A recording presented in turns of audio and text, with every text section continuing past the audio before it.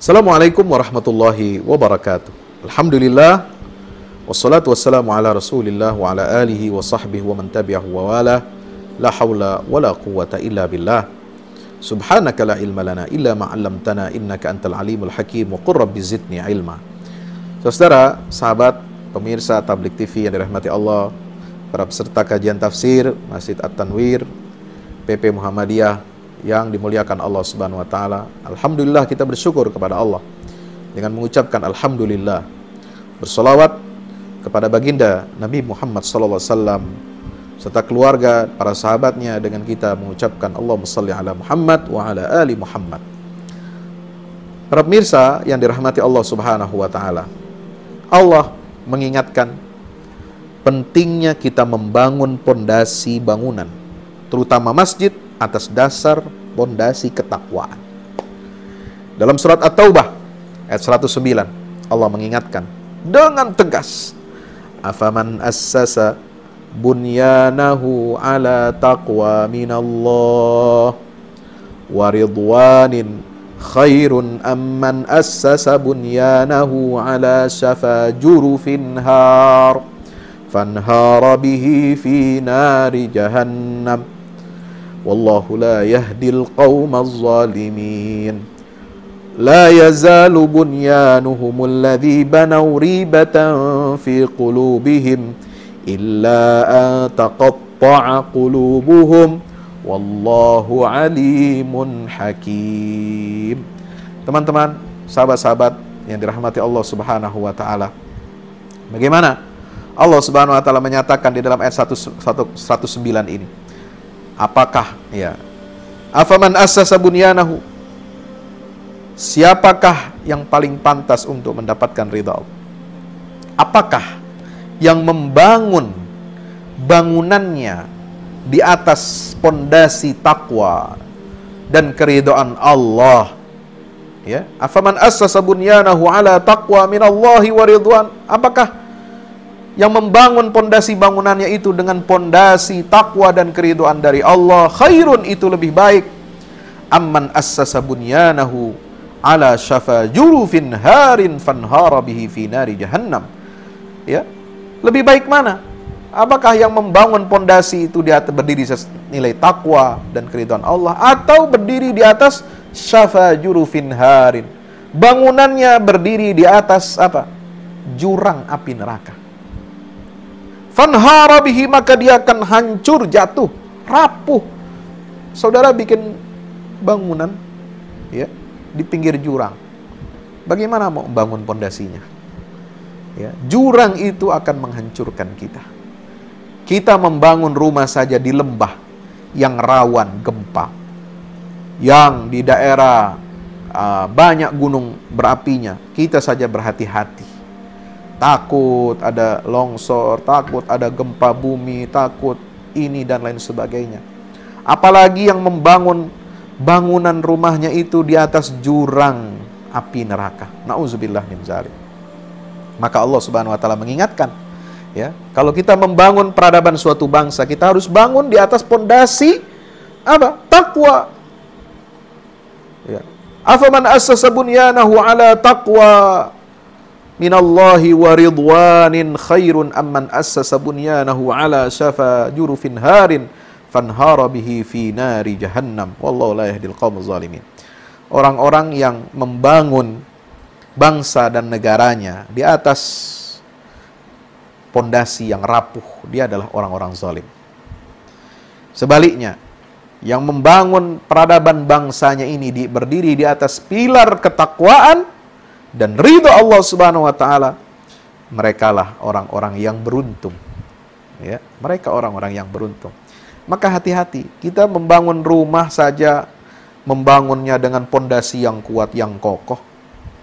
Ya, agar nyaman, agar kita merasa tenang, agar kita sejahtera, bahagia hidup di dunia dan akhirat. Apalagi kita mau membangun peradaban bangsa. Peradaban suatu negara dan bangsa tidak bisa mendapatkan ketenangan lahir batin, tidak bisa menciptakan manusia seutuhnya sejahtera lahir dan batin. Tidak bisa kita mencapai tujuan-tujuan kemerdekaan bangsa dan negara kita ini sebagaimana yang dituangkan dalam pembukaan Undang-Undang Dasar.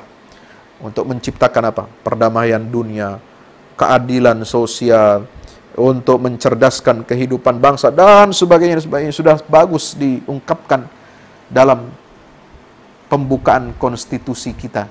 Ya, jangan sampai ini barang sudah bagus, ya, pondasinya sudah bagus, di pembukaan itu dinyatakan, ya, berdasarkan apa? Ketuhanan yang Maha Esa, kemanusiaan yang adil dan beradab, persatuan Indonesia, kerakyatan yang dipimpin oleh hikmah kebijaksanaan dalam permusyawaratan perwakilan, dan keadilan sosial bagi seluruh rakyat Indonesia yang disebut dengan Pancasila itu sebagai dasar negara.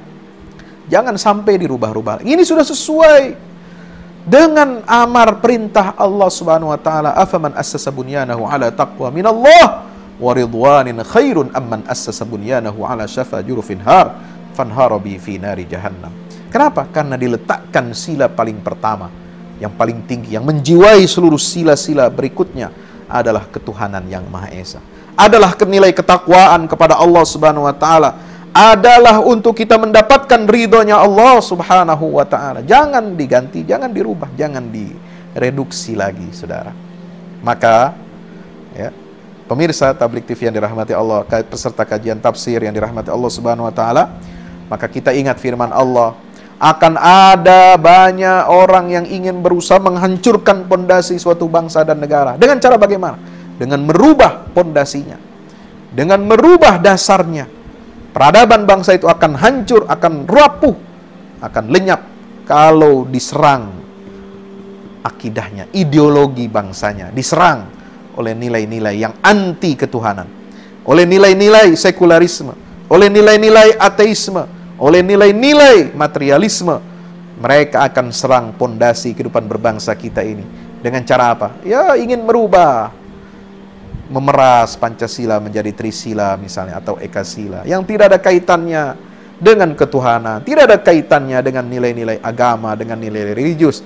Hati-hati, waspada, karena Allah sudah mengingatkan dalam surat An-Nahl ayat 26, qad makaral ladzina min qablihim fa'atallahu bunyanahum minal qawa'id fakharra alaihimus saqfu min fawqihim wa atahumul adzabu min haitsu la yash'urun.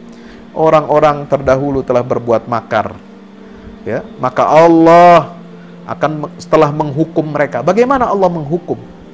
Ya, dengan apa? Dengan cara menghancurkan pondasinya.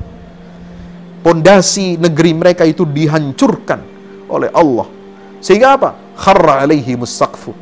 Maka atap rumah mereka akan jatuh berhamburan, berhancuran, ya, mengenai mereka, min fauqihim, dari atas mereka, dan datanglah sisa itu dari jalan yang tidak mereka sangka dan tidak mereka duga. Hati-hati, kita akan mendapatkan azab Allah kalau kita mengubah pondasi bangsa dan negara kita. Kita akan mendapatkan ancaman Allah Subhanahu wa taala ini kalau kita merubah bunyan al-qawaid, dasar-dasar negara.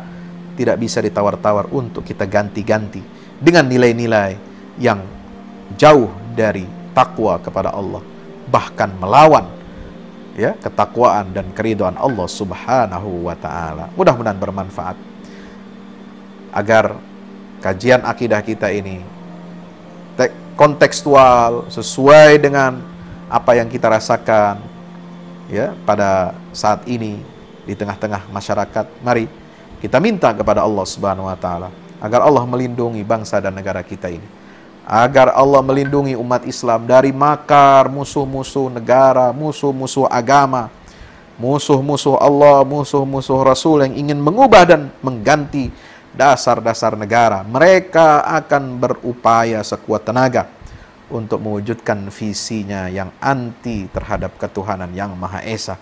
Maka saatnya umat Islam bangkit. Umat Islam harus berjihad mengawal NKRI dan Pancasila harga mati. Wassalamualaikum warahmatullahi wabarakatuh.